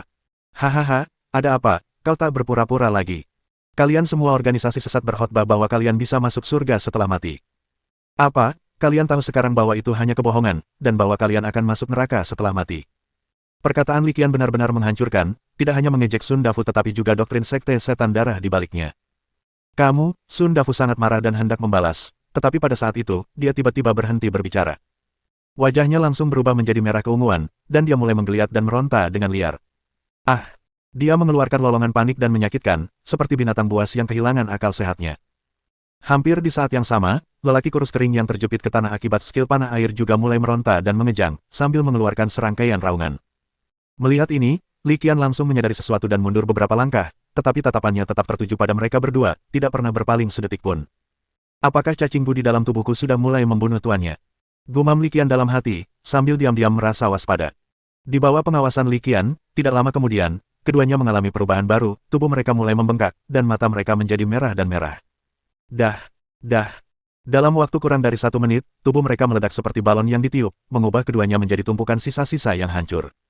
Selama ledakan itu, Li Qian dengan jelas melihat dua lintasan cahaya merah melesat ke langit dan terbang lurus ke kejauhan. Tembak jatuh. Li Qian segera menyadari apa sebenarnya dua garis cahaya merah itu, dan segera memberi perintah. Mendengar hal itu, sang jenderal berbaju besi emas tidak ragu-ragu dan langsung melepaskan sinar pedang. Puff! Cahaya pedang melesat lurus, memotong dua untaian cahaya merah. Cahaya merah itu dengan cepat jatuh ke tanah, lalu meredup dan padam. Li Qian menatapnya dengan saksama. Seperti dugaannya, di tanah, kedua cacinggu telah terpotong menjadi dua dan menggeliat serta meronta. Melihat pemandangan ini, Li Qian mengerutkan kening. Tanpa ragu, ia melanjutkan, "Roh pasang surut, gunakan mantra pemurnian." Setelah menerima perintah, roh laut pasang surut segera merapal mantra pemurnian, menembakkan penghalang cahaya yang menyelimuti cacinggu yang terputus. Cacinggu diselimuti oleh penghalang cahaya, dan ia meronta dan berputar lebih keras dalam sekejap. Namun, perlawanan dan putaran ini tidak berlangsung lama. Sesaat kemudian, ia berubah menjadi genangan abu hitam. Setelah melenyapkan Sun Dafu dan seorang anggota kultus setan darah, Li Qian melambaikan tangannya, dan jenderal raksasa berbaju besi emas itu segera hancur, berubah kembali menjadi liontin pedang kecil yang tergantung di kalung di lehernya. Dia bergegas kembali ke medan perang utama tanpa henti, yang merupakan medan perang tempat Dekan Pan dan Lu Yuansong, tetua kedua dari kultus Dewa Hitam, sedang bertarung. Di sana, di bawah gempuran keterampilan kombinasi super kuat Din Pan, Ice and Fire Quartet, pertempuran juga hampir berakhir. Kekuatan gabungan dari keterampilan yang dilepaskan oleh 4 hewan peliharaan tingkat Roh Kudus benar-benar mengerikan. Dengan satu pukulan saja, Lu Yuansong dan hewan peliharaannya nyaris musnah seluruhnya, hanya kodok raksasa berwarna coklat kekuningan yang masih berjuang untuk bertahan hidup. Alasan ia masih hidup adalah karena ia yang terkuat. Dengan suara guk, ia memuntahkan Lu Yuansong dari mulutnya. Hanya dengan menggunakan teknik perut menelan kodok, dia nyaris lolos dari malapetaka, tetapi meski begitu, dia muncul dari perut kodok dalam keadaan yang sangat menyedihkan. "Oh, kau masih hidup, tapi sekuat apapun kau berjuang, semuanya sia-sia," kata Dekan Pan sambil mengejek, melihat penampilan Lu Yuansong yang acak-acakan. "Kau pikir kau bisa membunuhku semudah itu?" Lu Yuansong menatap Din Pan dan Li Qian yang mendekat, dan senyum kejam tersungging di bibirnya. Matanya merah padam, dan dia tampak seperti orang gila. Lalu dia meraung, katak 10.000 racun, meledak. Saat aumannya mereda, katak 10.000 racun, yang sudah setengah mati, tiba-tiba mengeluarkan semburan cahaya gelap. Dalam cahaya redup, terlihat jelas bahwa katak 10.000 racun sedang berkembang pesat. Melihat ini, Dekan Pan melirik Li Qian yang mendekat, dan berteriak, orang ini akan menghancurkan dirinya sendiri. "Li Qian, cepat mundur." Li Qian baru saja mendekat dan baru berjalan beberapa langkah ketika mendengar peringatan keras dari Dekan Pan. Tanpa ragu sedikit pun, ia mulai berlari menyelamatkan diri. Meskipun masih agak jauh dari medan perang, Li Qian tidak berani lengah sedikit pun. Ini adalah penghancuran diri seekor hewan peliharaan tingkat Sein, dan siapa yang tahu seberapa jauh dampaknya. Li Qian segera mundur dan mundur. Hanya dalam beberapa tarikan napas, ledakan memekakkan telinga terdengar di medan perang. Bersamaan dengan ledakan itu, awan hitam yang mengerikan menyebar ke segala arah. Bab 466. Asap hitam yang mengerikan menyebar ke segala arah. Saat Li Qian menyaksikan asap hitam dan debu yang mendekat dengan cepat, bel alarm berbunyi di benaknya. Benda ini kelihatannya sangat berbahaya, dan dia tidak berani menyentuhnya sedikitpun. Dia langsung memerintahkan roh pasang surut dan kucing ekor 6 untuk mengeluarkan seluruh kemampuan bertahan mereka. Tirai air dan penghalang spiritual didirikan satu demi satu, siap menahan datangnya asap hitam dan debu. Pada saat kritis itu, kubah es semi-transparan lain tiba-tiba muncul dari udara tipis dan menyelimuti dirinya. Li Qian merasa tenang saat melihat lapisan es semi-transparan yang muncul entah dari mana. Ini pasti keterampilan bertahan yang dikerahkan Dekan Pan pada Li Qian. Dia jelas juga membantu Li Qian menahan datangnya asap hitam dan debu. Namun, asap hitam ini adalah teknik yang digunakan oleh hewan peliharaan tingkat Sein melalui penghancuran diri. Kekuatan Li Qian sendiri mungkin tidak cukup untuk menahannya. Di tengah kepulan asap hitam, sebuah robot kecil, dengan kaki bertumpu pada pendorong roket, melayang ke udara dengan kecepatan luar biasa. Pan Bing, aku akan mengingatmu. Kita akan bertemu lagi suatu hari nanti. Sebuah suara keras terdengar dari robot kecil itu. Pembicaranya tidak lain adalah Lu Yuansong. Suaranya arogan dan sombong. Din Pan menatap langit, senyum tipis tersungging di bibirnya. Akankah kita bertemu lagi? Tidak perlu. Kita tidak akan pernah bertemu lagi. Tepat saat dia bergumam pada dirinya sendiri, beberapa rudal, meninggalkan jejak api yang panjang, melesat dengan kecepatan yang hampir tak terlihat oleh mata telanjang, dan secara akurat mengenai robot kecil itu. Ledakan, ledakan, ledakan. Robot kecil itu terkena beberapa rudal, dan suara ledakan terus berlanjut. Dalam sekejap, robot kecil itu meledak di udara, berubah menjadi kembang api yang menyilaukan. Adapun Lu Yuansong, yang bersembunyi di dalam robot kecil itu, dia pasti sudah mati. Kau benar-benar pikir aku tidak siap? Heh. Din Pan terkekeh pelan, dan tepat saat suaranya jatuh, sesosok besar tiba-tiba muncul di udara. Tuan! Sosok besar itu mengeluarkan suara berat dan menggelegar di udara. Setelah turun beberapa jarak dan menampakkan wujud aslinya, ternyata itu sebenarnya robot. Saat melihat robot besar ini, Li Qian langsung menyadari bahwa robot besar ini pastilah wujud asli Hao Fang. Wujud asli Hao Fang juga merupakan hewan peliharaan mekanik tingkat Sein, jadi wajar baginya memiliki kekuatan dan tenaga seperti itu. Tuan! Tidak ada jejak kehidupan lain yang terdeteksi dalam radius 1 kilometer. Robot raksasa itu mendarat, dan suaranya yang dalam dan teredam terdengar lagi. Bagus sekali. Dukung pertempuran di tempat lain. Dekan Pan tersenyum mendengarnya, melambaikan tangannya, dan Hao Fang pun terbang lagi, menghilang ke angkasa dalam sekejap mata. Dekan Pan, terima kasih. Li Qian menghampirinya dan mengucapkan terima kasih dengan tulus. Kenapa kau berterima kasih padaku? Secara logika, seharusnya aku yang berterima kasih padamu. Dekan Pan menatap Li Qian, matanya penuh kepuasan. Kalau bukan karena kau yang menggunakan dirimu sebagai umpan kali ini, kita tidak akan bisa menangkap ikan sebesar Lu Yuansong. Dekan Pan tertawa terbahak-bahak. Dengan kehilangan sesepuh seperti Lu Yuansong, Sekte Dewa Hitam mungkin akan sepi untuk sementara waktu. Ayo pergi, masalah ini sudah selesai. Ayo kembali ke kota Ling Sui, lanjut Dekan Pan. Alasan mereka menggunakan kapal udara penyelamat ekspres ke kota Yunlan adalah untuk memancing ular itu keluar dari lubangnya. Karena ular itu sudah dibunuh, tentu saja mereka tidak perlu membuang waktu lagi untuk pergi ke kota Yunlan. Tidak lama setelah keputusan dibuat, pesawat ruang angkasa tempat subtubuh Hao Fang bergabung meraung mendekat. Pesawat ruang angkasa itu berhenti di depan mereka berdua, dan tanpa ragu-ragu, mereka langsung masuk ke dalam. Di dalam pesawat ruang angkasa, Dekan Pan bertanya langsung, Hao Fang, apakah kau menemukan pemuja yang bersembunyi dalam bayangan? Yang ia maksud adalah para pemuja di balik iblis 10.000 anggur yang bermutasi. Adapun iblis 10.000 anggur yang bermutasi itu sendiri, sudah pasti telah dihancurkan oleh subrobot Hao Fang. Orang itu tidak ada di dekat sini. Dia sedang mengendalikan Tousan Fin Demon yang bermutasi untuk bertarung, kata subrobot Hao Fang di dalam kabin pesawat luar angkasa. Kalau begitu, kita tidak bisa berbuat apa-apa. Kita hanya bisa melihat apakah Direktur Zong sudah membuat kemajuan. Dekan Pan menggelengkan kepalanya tak berdaya setelah mendengar ini. Jika memungkinkan, tentu saja dia ingin meninggalkan semua musuhnya, tetapi itu adalah situasi yang ideal. Dengan pengepungan yang demikian besar, beberapa orang pasti akan lolos dari jaring. Di bawah kendali subrobot Hao Fang, pesawat ruang angkasa itu terbang dengan kecepatan yang relatif lambat kembali ke kota Ling Sui dan mendarat langsung di pangkalan budidaya Jiaoyang. Ketika pesawat ruang angkasa kembali ke kota Ling Sui, cahaya matahari terbenam di cakrawala sudah perlahan-lahan jatuh seperti gerimis kemasan. Saat menghirup udara segar saat matahari terbit, Li Qian merasa jauh lebih baik. Ketika mereka kembali ke pangkalan, ayah mereka, Li Chengyang, telah membuat pengaturan agar mereka dapat menikmati sarapan enak setelah perjalanan panjang semalam. Faktanya, ayah Li Qian, Li Chengyang, dan staf lainnya di pangkalan itu agak khawatir Li Qian akan keluar untuk mengejar si pembunuh sepanjang malam. Meskipun Dekan Pan menemaninya, ia tetap khawatir. Kini setelah melihat Li Qian dan Dekan Pan kembali dengan selamat, hatinya yang tadinya tegang akhirnya merasa tenang sepenuhnya. Yang lebih mengejutkan lagi bagi Li Chengyang dan Li Qian, ibu mereka, Han Yuying, bangun setelah sarapan. Li Qian dan Li Chengyang bergegas mengunjungi ibu mereka, Han Yuying. Kondisinya cukup baik, meskipun terlihat agak lemah dan pucat, tetapi semangatnya tetap tinggi. Setelah berbasa-basi sebentar, Li Qian langsung ke pokok permasalahan, Bu, bisakah ibu ingat siapa yang memasukkan gu roh darah ke dalam tubuh ibu? Ngomong-ngomong, kita bisa fokus mengenang Sun Dafo, ayah dari mantan teman sekelasku, Sun Souhe. Mendengar kata-kata Li Qian, Han Yuying, sang ibu, langsung termenung. Ketika Li Qian menyebut Sun Dafu, ia langsung teringat sesuatu dan berkata dengan sedikit bersemangat, pasti dia. Sekitar 2 bulan yang lalu, suatu hari, Sun Dafu tiba-tiba datang ke rumah saya dan memohon saya untuk berbicara atas namanya dan memohon untuk putranya. Sang ibu, Han Yuying, mengingat situasi saat itu dan mulai menceritakannya secara rinci. Menurut pengetahuan saya saat itu, putranya mungkin telah bergabung dengan sebuah aliran sesat dan melancarkan serangan terhadap Anda, itulah sebabnya dia ditangkap. Bagaimana mungkin aku memohon untuk putranya? Kata ibu Han Yuying dengan sedikit kesal. Bukan saja aku tidak mengabulkan permintaannya, aku bahkan memarahinya habis-habisan. Bahkan sekarang, aku masih ingat dengan jelas bahwa ketika dia pergi, matanya dipenuhi kebencian. Setelah menenangkan ibunya dan menyuruhnya beristirahat, Li Qian kembali ke gedung No. 1. Apa rencanamu selanjutnya? Tanya Din Pan langsung saat kembali. Li Qian tahu apa maksud Dekan Pan dengan kata-kata itu, dan bertanya balik, Dekan Pan, apa saran Anda? Saran apa yang bisa saya berikan dalam situasi ini? Hanya ada 2 pilihan. Dekan Pan berkata, pertama, kami akan membawa orang tuamu langsung ke Universitas Penjinak Binatang Sasu.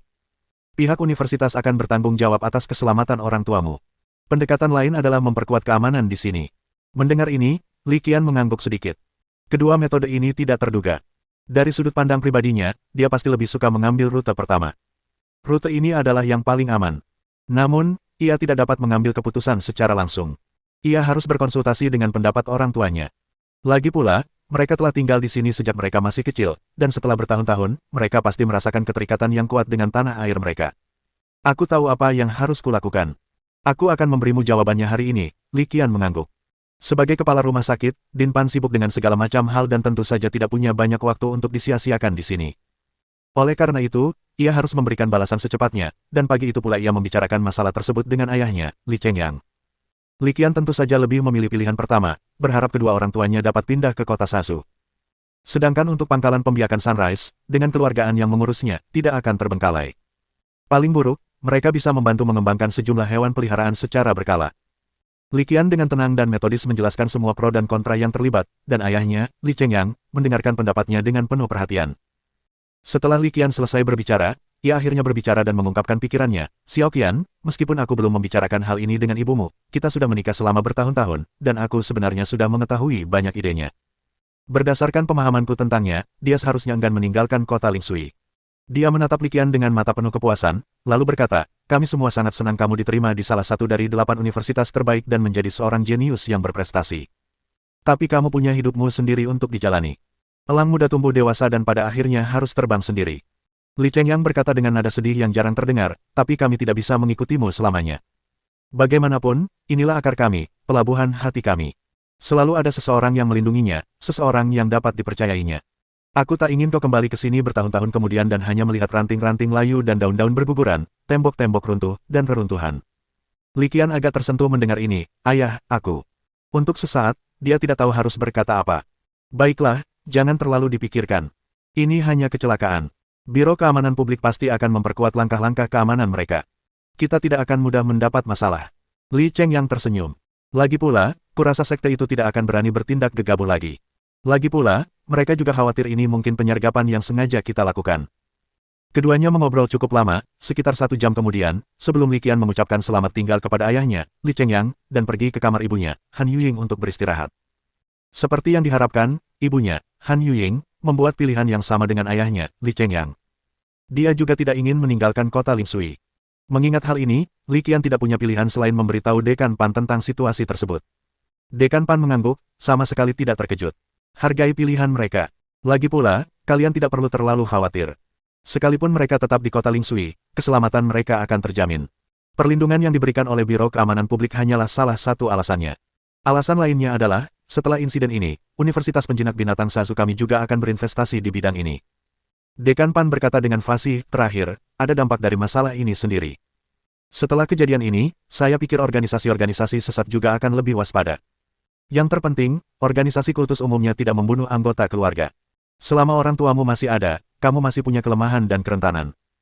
Jika sesuatu yang tak terduga benar-benar terjadi, dalam arti tertentu, kamu akan tak terkalahkan. Dalam banyak kasus, mereka sebenarnya tidak ingin melihat situasi ini terjadi. Li Qian mengangguk sedikit, merasa apa yang dikatakan Dekan Pan sangat masuk akal. Tentu saja, yang paling penting adalah bahwa orang tua telah mengambil keputusan, dan bujukan apapun tidak akan mengubah keputusan itu. Hanya itu yang dapat kami lakukan. Tentu saja, Li Qian tidak akan menaruh harapan pada organisasi aliran sesat yang ragu-ragu untuk bertindak melawannya. Oleh karena itu, tidak ada tindakan perlindungan yang boleh diabaikan. Dia telah memutuskan bahwa, selain pengaturan yang dibuat oleh sekolah dan polisi, dia juga akan membuat beberapa pengaturan sendiri.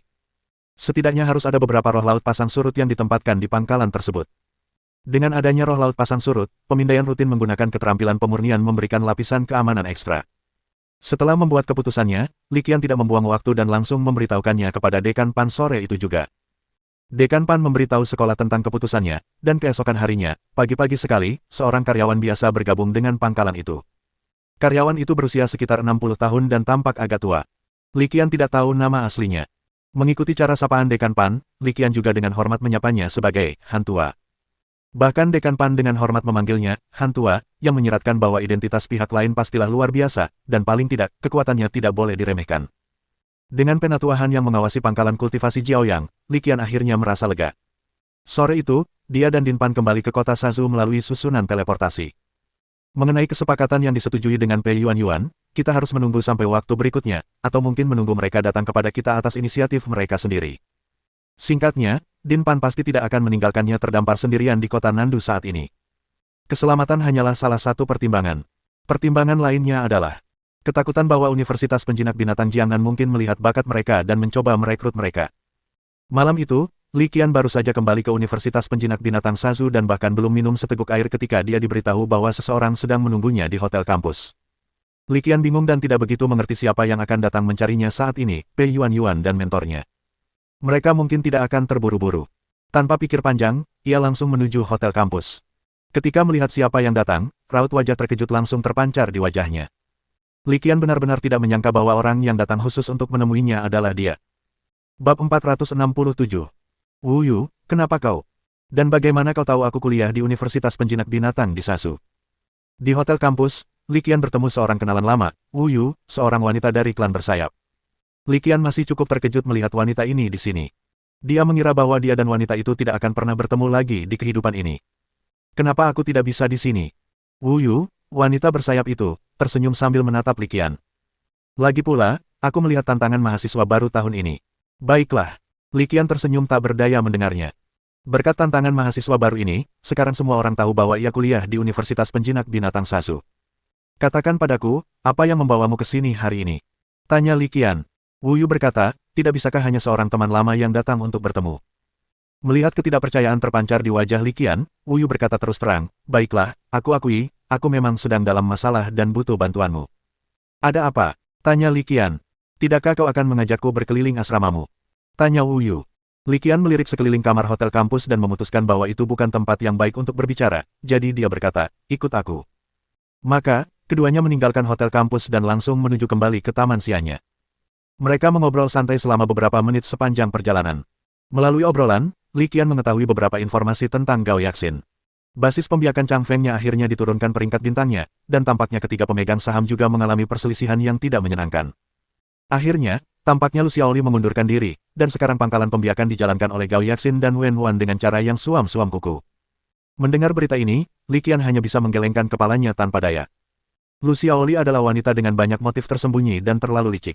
Dia bukan pasangan yang baik, jadi untungnya dia mengundurkan diri dari pangkalan kultivasi Chang Feng.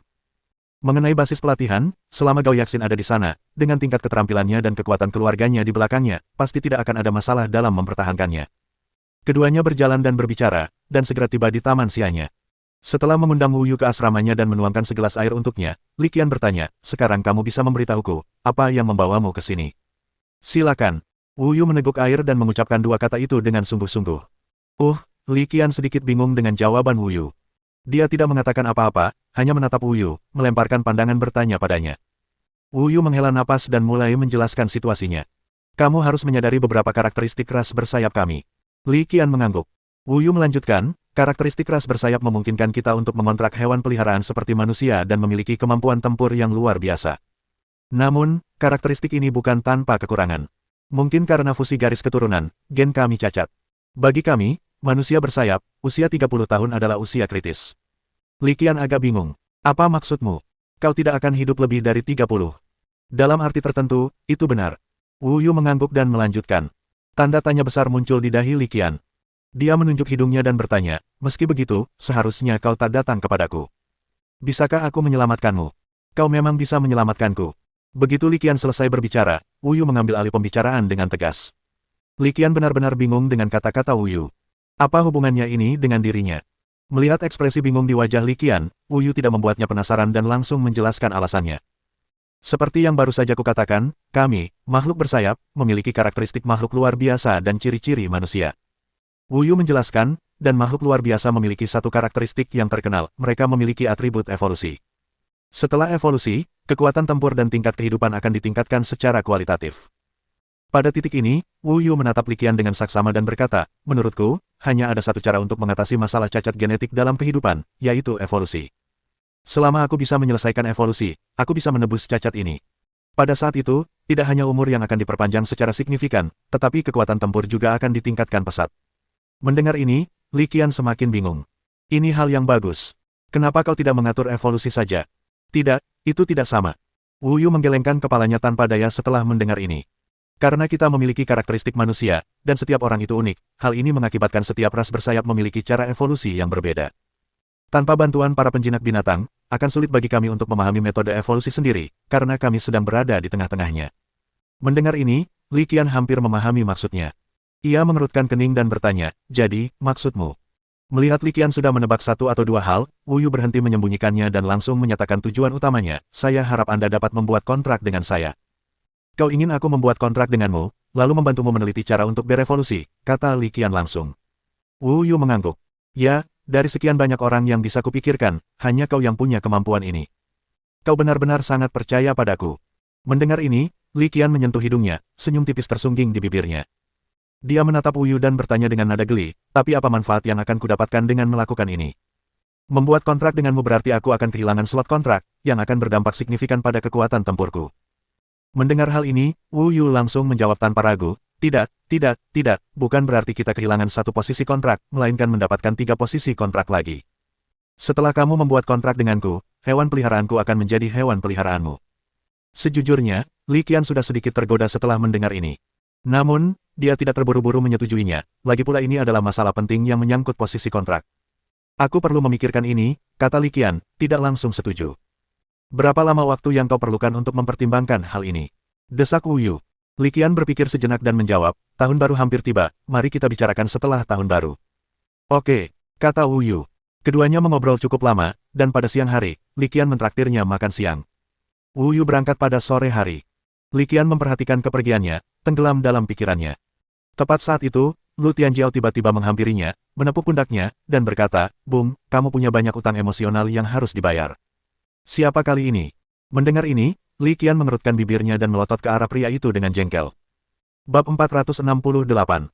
Setelah Wu Yu pergi, Li Qian kembali ke taman siannya dan mulai meninjau studinya. Dia mengabaikan ucapan genit Lu Tianjiao. Ujian akhir sudah dekat, jadi Li Qian perlu memanfaatkan waktunya untuk belajar sebaik-baiknya. Meskipun ia telah mempelajari sebagian besar ilmu pengetahuan dari tahun pertama dan kedua di universitas, ia tertunda lagi karena perjalanan dan pengalamannya selama periode ini. Oleh karena itu, pada saat ini, dia tidak dapat menjamin 100% bahwa dia akan lulus ujian dengan lancar. Lagi pula, dia tidak mengikuti ujian biasa, melainkan ujian tingkat tinggi. Jika dia lulus ujian, dia bisa langsung memulai perkuliahan tahun ketiga pada semester berikutnya. Tentu saja, dia telah mempelajari sebagian besar mata kuliah di tahun ketiganya. Yang terpenting, menurut rencana, ia akan dapat mempertahankan tesis kelulusannya pada akhir semester berikutnya. Ya, Li Qian telah membuat keputusan. Dalam 1 tahun, saya menyelesaikan 4 tahun studi sarjana, dan kemudian saya langsung melanjutkan ke sekolah pasca sarjana. Kalau kau tanya aku, apa yang perlu dipikirkan? Tentu saja kita harus sepakat. Lu Tianjiao muncul di balkon tanpa disadari siapapun. Baru saja, saat kami makan malam bersama malam ini, Li Qian sempat bercerita singkat tentang situasi Wu Yu. Aku bahkan tidak memasukkannya ke dalam hati, tapi aku tidak menyangka orang ini masih memikirkannya. Li Qian mengira pria ini akan mengatakan sesuatu yang berwawasan luas, tetapi di luar dugaannya, kata-katanya hampir membuatnya tertawa terbahak-bahak. Gadis itu memiliki tubuh yang indah, dengan dada dan bokong yang sempurna, dan penampilannya sungguh luar biasa. Dia mengacungkan jempol dan melanjutkan, coba pikirkan, setelah menandatangani kontrak, bukankah rasanya seperti ada wanita cantik di sisimu? Yang terpenting, ia dapat disimpan di Bistaming Space kapan saja, di mana saja, dan juga dapat dilepaskan kapan saja, di mana saja. Aku tidak bisa menentang keinginanmu, kau bisa melakukan apapun yang kau mau padaku. Batuk-batuk. Kau tahu, pada titik ini, mulut Lu Tianjiao hampir berair. Dia berharap bisa menggantikannya. Tapi pikiran-pikirannya yang kotor, hanya memikirkannya saja. Masih cukup menggerahkan. Dengan baik, bagaimana mungkin aku punya pikiran seperti itu? Dia pasti telah terinfeksi oleh orang itu, Lu Tianjiao. Akhirnya, Lu Tianjiao mengangkat sebelah alisnya dan menyimpulkan, katakan padaku, bukankah ini jauh lebih menyenangkan daripada para pelayan mekanik itu? Batuk-batuk. Li Qian batuk beberapa kali, melemparkan apel, dan mengusir Lu Tianjiao. Setelah Lu Tianjiao pergi, Li Qian mulai berpikir serius. Ini tampaknya merupakan pilihan yang baik. Memikirkan hal ini, dia tidak ragu-ragu dan segera menelepon Dekan Fei. Dekan Fei memberikan saran yang sama seperti Lu Tianjiao, dia berharap Wu Yu akan menandatangani kontrak. Tentu saja tujuan akhirnya pasti berbeda. Dekan Fei menganalisis implikasinya baginya. Menggandakan jumlah slot kontrak hanyalah salah satu alasannya. Hal lain yang perlu diperhatikan adalah bahwa ras bersayap sendiri memiliki potensi besar. Begitu berevolusi ke tingkat yang lebih dalam, kekuatan tempurnya menjadi menakjubkan. Setelah konsultasi ini, Li Qian sudah memiliki jawabannya di dalam hatinya. Namun, dia tidak segera menghubungi Wu Yu. Ada banyak waktu. Dia tidak perlu terburu-buru memberikan jawaban. Waktu berlalu cepat, dan hari berikutnya pun tiba. Hari itu, dua orang lagi datang ke sekolah untuk mencarinya. Keduanya sangat berbeda dari Wu Yu. Seperti yang telah diantisipasi Li Qian. Peng Yuan dan mentornya. Mentornya bernama Losky, seorang pemuda lembut dan halus yang tampaknya berusia awal 40-an. Setelah bertukar basa-basi sebentar, mereka bertiga mulai mengerjakan tugas. Li Qian, aku tidak keberatan dengan saranmu untuk menukar semua data di markasku dengan metode evolusi Digivice yang kau miliki. Mendengar ini, bibir Li Qian berkedut hampir tak terasa. Apa maksudmu aku yang menyarankannya? Anda mungkin tidak mengetahuinya, tetapi sebenarnya murid berharga Andalah yang menyarankannya. Itu sama sekali tidak ada hubungannya dengan saya. Aku jadi penasaran apakah Luo Shiki akan menghajar Pei Yuan setelah dia mengetahui keseluruhan ceritanya. Tentu saja, apakah perkelahian akan terjadi atau tidak, bukan lagi hal penting bagi Li Qian. Sekarang keadaan sudah sampai pada titik ini, dan karena Luo Shiki telah mengemukakan hal itu sendiri, Li Qian tentu saja tidak akan menolak, dan dia hanya mengangguk setuju. Melihat Li Qian mengangguk, Luo Shiki tersenyum dan berkata, bagus, kalau begitu sudah beres. Keduanya gembira melihat hal ini terjadi, jadi segalanya menjadi mudah sejak saat itu. Menggunakan kacamata VR dan gelang pintar, dalam waktu kurang dari setengah jam, semua data dari basis pelatihan Luo Shiki dikumpulkan ke dalam drive cloud virtual pribadi Li Qian. Li Qian secara alami berbagi metode evolusi Diamond tanpa ragu. Setelah menerima metode evolusi, Luo Shiki segera mulai mempelajarinya. Setelah beberapa saat, ia tak kuasa menahan diri untuk berseru takjub, jadi begitu. Jadi begitu. Pantas saja, pantas saja. Evolusi emosional sungguh menakjubkan, tetapi juga telah menghambat jalur evolusi sebagian besar lumba-lumba. Luo Shiki berkata dengan penuh emosi, metode ini berarti hanya sejumlah kecil piranha yang dapat menyelesaikan evolusi dan melompat ke tingkat kehidupan yang lebih tinggi. Dia segera menyadari masalahnya. Namun, dampak ini sebenarnya tidak signifikan. Alasan utamanya adalah jumlah dasar lumba-lumba terlalu besar. Sekalipun kemungkinan evolusi hanya 1%, nilai sesungguhnya tidak terukur. Setelah menyelesaikan transaksi, mereka mengobrol beberapa menit lagi sebelum Pei Yuan dan Luo Shiki pergi. Sebelum pergi, Pei Yuan tiba-tiba mengundangnya untuk belajar di Universitas Penjinak Binatang Jiangnan semester depan.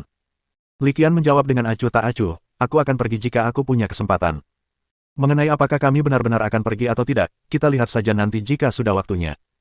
Setelah meninggalkan Universitas Penjinak Binatang di Sazu, di tengah perjalanan, Pei Yuan berkata, seolah menyombongkan diri, Guru, aku tidak berbohong padamu, kan? Bukankah kesepakatan ini sangat menguntungkan kita? Yang terpenting, potensi masa depan dan arah penelitian di Gaomon.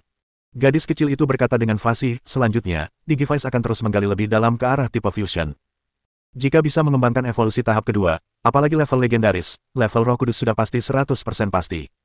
Mendengar ini, Luo Shiki melirik muridnya. Dia tahu persis apa yang dipikirkan gadis ini. Tentu saja, gadis kecil itu benar tentang satu hal. Meskipun ia membayar mahal, ia tidak mengalami kerugian. Metode evolusi Digimon memang sangat berharga. Potensi masa depannya juga terlihat jelas. Apakah hal itu dapat diteliti atau tidak, merupakan masalah yang lain. Ada satu hal lagi yang tidak disebutkannya, baik Dekan Longjue dari Akademi Pelatihan maupun Direktur Duan Kong dari Akademi Tempur menyebutkan Li Qian. Mudah-mudahan, dia akan berusaha sekuat tenaga untuk memenangkan hati mereka. Sekarang setelah kesepakatan selesai, dia merasa setidaknya dia telah meninggalkan kesan baik pada pihak lain. Bab 469. Pei Yuan dan mentornya Luo Shiki pergi, dan setelah mereka pergi, Li Qian kembali ke rutinitas belajarnya yang biasa. Tanpa disadari, ujian akhir semakin dekat. Li Qian mengikuti ke-8 ujian tersebut sesuai dengan registrasi yang telah ia buat sebelumnya di intranet sekolah. 8 kursus memang menantang, tetapi Li Qian merasa kesulitan itu tidak berada di luar kapasitasnya. Dia menjawab pertanyaan-pertanyaan dengan serius, mengerjakan ujian demi ujian. Secara keseluruhan, dia merasa tidak banyak masalah dan dia cukup percaya diri. Asalkan nilainya tidak terlalu buruk, lulus saja. Dekan Fei memberikan instruksi kepada para guru yang bertanggung jawab atas ujian akhir segera setelah ujian berakhir. Menurut pandangannya, bakat praktis seperti Li Qian, yang telah mencapai begitu banyak hal, tidak boleh dibatasi oleh kerangka teoritis. Ada siswa yang mendapat nilai ujian luar biasa, tetapi menjalani kehidupan biasa-biasa saja dan tidak berprestasi. Para siswa ini jelas bukan tandingan Li Qian. Ujian teori memang penting, tetapi tidak boleh menjadi satu-satunya dasar penilaian. Dekan Fei, kau tak perlu bicara lagi. Aku tahu maksudmu, tapi sebanyak apapun kau bicara, itu tak ada artinya. Nilai Li Qian sangat bagus. Guru yang bertugas dalam ujian akhir ini tersenyum kecut setelah mendengar instruksi Dekan Fei. Jelaslah bahwa dekan bertindak terlalu tergesa-gesa dan bahkan tidak repot-repot mencari tahu hasil ujian akhir Li Qian. Mengingat prestasi akademis Li Qian, dia tidak membutuhkan instruksi khusus atau perlakuan istimewa darinya. Yah, aku sudah tahu. Dengan sepengetahuan Li Qian, lulus ujian akhir akan sangat mudah. Dekan Fei, setelah mengetahui kebenarannya, mengubah pernyataannya tanpa ragu. Mendengar hal itu, guru yang bertugas sebagai pengambil ujian akhir di dekatnya hampir tak terlihat menggerakkan sudut mulutnya. Tanpa berkata-kata, dia tidak dapat menahan diri untuk tidak mengagumi kejeniusan Li Qian, yang memang di luar pemahamannya. Sungguh tidak dapat dipercaya bahwa dia menyelesaikan semua mata kuliah semester pertama tahun ketiganya hanya dalam semester pertama tahun pertamanya. Yang terpenting, meskipun nilainya dalam ujian ini tidak termasuk yang teratas, nilainya juga tidak buruk, menempatkannya di kisaran menengah atas. Setelah ujian, Li Qian tidak membuang waktu dan langsung pergi ke sekolah arkeologi untuk menemui Profesor Liang Huizhen. Dia mempelajari tarian lengkap dari Guru Liang, dan evolusi kedua kucing ekor 4 akan membutuhkan tarian ini. Tepat seperti dugaannya, setelah menyaksikan rangkaian tarian lengkap, suara notifikasi langsung bergema di benaknya. Metode evolusi kedua untuk kucing berekor 4, tugas ini, akhirnya mencapai kemajuan 100%. Melihat hal ini, Li Qian langsung mengerjakan tugas tersebut tanpa ragu. Setelah tugas selesai, berbagai masukan pun membanjiri pikirannya. Setelah mencerna dan menyerap semua masukan, senyum tipis muncul di bibir Li Qian. Ia cukup puas dengan umpan balik dari misi ini. Selain evolusi kedua kucing berekor 4, peningkatan kekuatan mentalnya juga sangat nyata. Kekuatan spiritual yang melonjak menerobos belenggu dan mencapai tingkat komando peringkat ke-8. Didorong oleh kekuatan spiritual mereka, baik 7 maupun 6 memperoleh peningkatan kekuatan yang signifikan. Kedua monster itu berhasil menembus belenggu tingkat kekuatan mereka, mencapai peringkat ke-7 kelas komandan dan memasuki ranah komandan tingkat tinggi. Umpan balik yang tinggi secara tak terduga membuat Li Qian menantikan metode evolusi baru ini. Tanpa ragu, dia segera bertindak, menemui Guru Yang, dan bertanya tentang Bi Lingjing. Li Qian juga mencari di berbagai platform dan menemukan sangat sedikit hasil untuk Bi Lingjing. Karena tidak bisa mendapatkannya secara langsung, ia mengarahkan pandangannya kepada Guru Yang. Mengingat guru yang sudah familiar dengan mata biru, ia seharusnya tahu beberapa informasi rahasia. Ternyata, tebakannya benar. Guru yang memang tahu tentang mata roh biru, dan bahkan dapat membantunya menukarkannya. Meskipun material Azure Spirit Eye bukan yang paling berharga, ia sangat langka. Terlebih lagi, ia praktis tidak ada di bidang dimensi Federasi Sia Timur kita, sehingga cukup sulit untuk ditukar. Harga yang diminta pihak lain mungkin agak keterlaluan, guru yang memperingatkan Li Qian sebelumnya. Li Qian mengangguk, menunjukkan pemahamannya. Wajar jika pihak lain menuntut lebih banyak saat terjadi kekurangan barang. Tanpa henti, ia melanjutkan, dengan cara ini, sebagai pemulia evolusi, saya tidak dapat menawarkan kondisi lain, dan bahkan jika saya bisa, kondisi tersebut tidak akan terlalu menarik. Kita bicara tentang kultivasi dan evolusi saja. Sambil berbicara, Li Qian melambaikan tangannya dan menebarkan layar cahaya. Layar menampilkan gambar 4 binatang peliharaan. Melihat binatang peliharaan yang diproyeksikan kepadanya, Li Qian berkata dengan percaya diri, saya bisa mengembangkan salah satu dari 4 binatang peliharaan di layar secara gratis, asalkan pihak lain bersedia. Guru yang menatap keempat binatang peliharaan di layar dengan ekspresi terkejut. Elang langit ekstrim, berpotensi setingkat kaisar, bertipe angin dan angkasa. Roh laut pasang surut, berpotensi setingkat kaisar, bertipe air dan kehidupan. Merpati matahari berkobar, bertipe api dan cahaya. Binatang gigi kaisar, bertipe api dan tanah. Karena Li Qian tidak hanya menunjukkan gambar tetapi juga informasi dasar tentang hewan peliharaan tersebut, guru yang dapat melihat informasi ini dengan jelas. Justru karena dia melihat informasi ini maka dia menunjukkan ekspresi tidak percaya. Dia sebelumnya tahu bahwa Li Qian adalah seorang jenius dalam memupuk bakat, tetapi dia tidak pernah menyangka bahwa bakat Li Qian ternyata sebesar ini. Dia baru mahasiswa baru, tapi dia sudah menemukan 4 cara untuk berevolusi menjadi hewan peliharaan tingkat kaisar. Tak heran Guru Liang dan para guru di Akademi Pembiakan Sekolah begitu melindunginya. Seorang jenius seperti itu seharusnya dihargai dan dilindungi. Bagaimana? Melihat guru yang cukup asyik menonton, Li Qian bertanya sambil tersenyum. Kalian sudah menghasilkan 4 hewan peliharaan seperti itu, apalagi yang bisa dikatakan. Jangan khawatir, masalah ini ada di tangannya, kata guru yang dengan percaya diri sambil menepuk dadanya. Padahal, kalau saja dia lebih banyak akal, dia bisa memperoleh banyak manfaat darinya. Sebenarnya, Azure Spirit Eye tidak terlalu langka. Hanya saja tidak diproduksi di Federasi Sia Timur. Dengan sedikit usaha, mendapatkan 4 atau 5 buah seharusnya tidak menjadi masalah. Tentu saja dia tidak bermaksud melakukan itu. Dibandingkan dengan niat baik yang telah diperoleh Li Qian, manfaat ini tidak ada apa-apanya. Kalau begitu, aku harus merepotkanmu, Guru Yang. Melihat guru yang telah mengambil alih tugas itu, Li Qian mengucapkan terima kasih dengan penuh syukur. Bab 470. 2 hari setelah ujian akhir, nilai Li Qian keluar. Seperti yang diharapkan, dia lulus ujian dengan 5 nilai A dan 3 nilai A. Semester depan, saya akan bisa belajar bersama para junior di semester kedua mereka. Tentu saja, proses ini tidak akan berlangsung lama. Lagi pula, tujuan utamanya adalah menyelesaikan ke-4 tahun perkuliahan di universitas dalam 1 tahun akademik dan lulus dengan lancar. Setelah berhasil lulus ujian, mempelajari tarian lengkap, dan menyerahkan tugas untuk evolusi kedua kucing berekor 4, Li Qian menunggu di sekolah untuk hari berikutnya. Pada hari ketiga setelah ujian, sore itu, guru yang menemukannya dan membawakannya, Biling Jing. Guru Yang, bagaimana dengan evolusi? Li Qian bertanya dengan sedikit terkejut ketika guru yang mengambil mata roh biru secara langsung. Tidak perlu terburu-buru dalam evolusi. Itu bisa diselesaikan dalam waktu 3 bulan, jawab guru yang sambil tersenyum. Mendengar ini, Li Qian mengangguk dan berterima kasih kepada guru Yang, sambil berkata, terima kasih, guru Yang. Tak perlu dikatakan lagi, guru yang pasti telah menghabiskan banyak uang dan koneksi dalam masalah ini. Jika tidak, mereka tentu tidak akan menawarkan Azure Spirit Eye secara proaktif sebelumnya.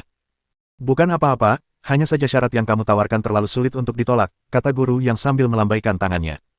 Menyingkirkan mata biru, Li Qian tidak langsung memulai evolusi. Sebaliknya, ia langsung pergi ke pusat hewan peliharaan kampus. Dia pergi ke aula petualang melalui susunan teleportasi di pusat hewan peliharaan kampus. Mengenai metode evolusi kedua kucing berekor 4, dia berencana menunggu sampai dia kembali ke kampung halamannya untuk melakukan praktik evolusi. Jadi, yang perlu dia lakukan selanjutnya adalah pulang. Untuk memahami konstruksi bidang dimensi yang tumpang tindih, Li Qian berencana untuk pergi ke kota Nandu melalui bidang dimensi, lalu kembali ke kota Yunlan melalui susunan teleportasi di kota Nandu, dan akhirnya pulang. Salah satu alasannya adalah untuk menyembunyikan keberadaan mereka. Tentu saja, ini akan memakan waktu lebih lama. Li Qian tidak terlalu peduli dengan hal ini. Ia hanya menyamar dan tiba di kota Yuntian. Tepat saat dia memasuki kota Yuntian, banyak orang di markas garnisun kota memperhatikan kehadirannya. Penyamaran Li Qian hanya untuk menipu mereka yang punya niat jahat. Sedangkan bagi para petinggi Universitas Penjinak Binatang Sazu, hal itu tentu tidak bisa dirahasiakan. Lagi pula, orang-orang ini pasti akan memperhatikan saat dia menggesek lencananya untuk masuk. Si kecil, apa kau mau ke kota Bangau terbang? Melihat Li Qian langsung menuju pangkalan pesawat udara, di sebuah ruangan batu yang luas di garnisun kota Awan Langit, seorang lelaki tua berambut putih dan berwajah muda tiba-tiba bergumam dalam hati. Saat suaranya memudar, sosoknya perlahan menjadi kabur. Meskipun kita berada di kota Yuntian, aku tetap harus memperhatikan keselamatanmu. Pria tua berambut putih dan tampak muda itu mengatakannya lagi sebelum menghilang sepenuhnya. Sementara itu, di sisi lain, tidak lama kemudian, Li Qian tiba di pangkalan pesawat udara di kota Yuntian. Dia tidak membuang waktu dan langsung membeli tiket pesawat ke Flying Crane City. Li Qian teringat bahwa sebelumnya, tidak ada pesawat udara langsung dari kota Yuntian ke kota Feihe. Seseorang harus berpindah tempat. Sekarang sudah dibuka, jelas bahwa Universitas Penjinak Binatang Sazu dengan cepat meningkatkan fokusnya pada kota Feihe. Kapal udara itu cukup cepat, dan Li Qian tiba di kota Feihe sekitar pukul 10 malam. Begitu dia melangkah keluar dari pesawat luar angkasa, pemandangan eksotis yang indah muncul di hadapannya. Itu Irina. Senior Irina, apa yang kamu lakukan di sini? Li Qian terkejut sekaligus senang melihat senior Irina. Sekarang, kamu jadi kesayangan sekolah kami. Aku harus datang dan menyambutmu di kota Feihe, canda Irina. Dan jangan lupa, aku sekarang adalah salah satu wakil utusan kota Bangau terbang. Mendengar ini, Li Qian tampak tercerahkan. Terakhir kali ia mendengar dari suster senior Irina bahwa ia telah melamar posisi wakil komandan garnisun kota Bangau terbang. Tampaknya posisi tersebut kini telah difinalisasi. Sambil mengobrol, mereka berjalan menuju markas garnisun. Li Qian memperhatikan bahwa kota Feihe sedang dibangun, jadi ia bertanya, ada apa di sini? Aku baru saja melihatnya dari pesawat. Karena ditemukannya bidang-bidang yang tumpang tindih, kota Feihe menjadi lokasi yang strategis, dan tentu saja, skalanya perlu diperluas.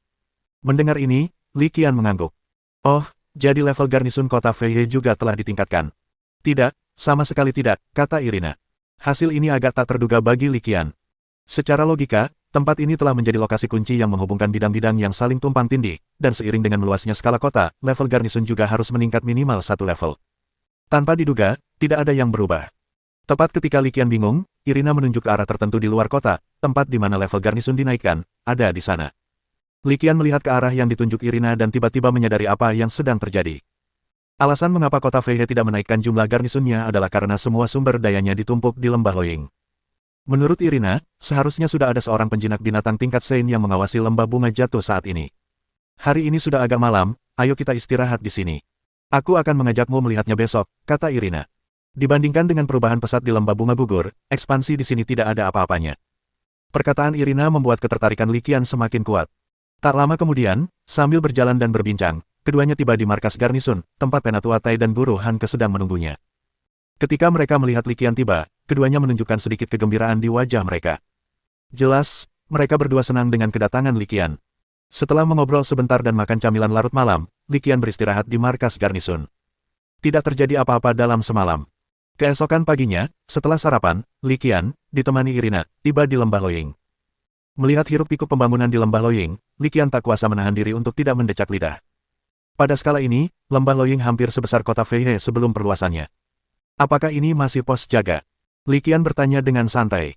Irina memimpin jalan ke depan sambil berkata, tentu saja tidak, kabarnya tempat ini telah resmi berganti nama menjadi Kota Awan Terbang.